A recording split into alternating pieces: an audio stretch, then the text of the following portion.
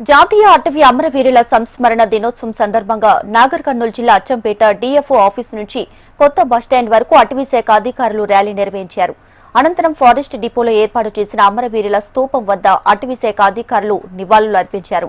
డ్యూటీలో ప్రాణాలు కోల్పోయిన వారిని గుర్తు చేసుకుంటూ వారి సేవలకు గుర్తుగా ఈ ర్యాలీ చేపట్టామని డీఎఫ్ఓ గోపి తెలిపారు.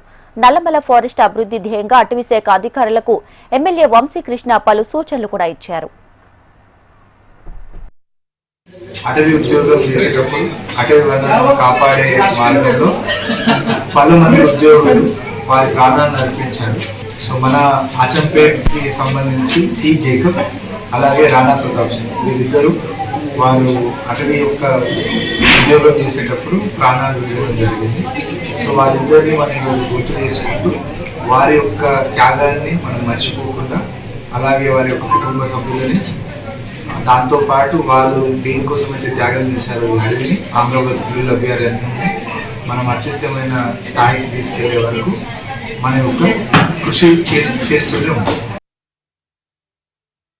అటవీ వల్ల ఉపయోగాలు ఏంటి? మన నల్లమలలో దాదాపు 38 టైగర్స్ ఉన్నాయి.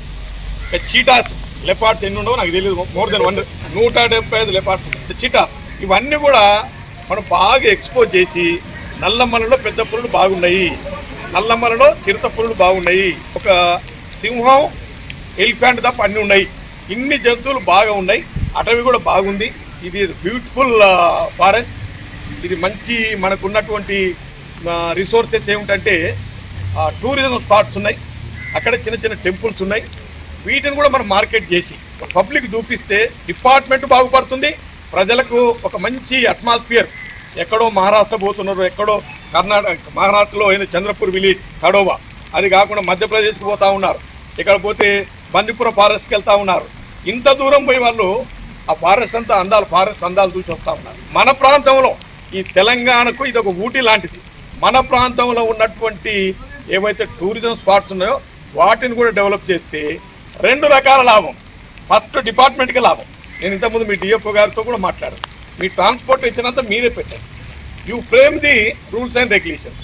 అక్కడ రిసార్ట్ కానీ లేకపోతే ఇంకేమైనా ఉంటే వాళ్ళు ఏంది తెలంగాణ టూరిజం డెవలప్మెంట్ కార్పొరేషన్ వాళ్ళతో చేపిద్దాం, జాయింట్ వెంచర్గా చేద్దాం, దీన్ని మంచి పబ్లిసిటీ చేద్దాం.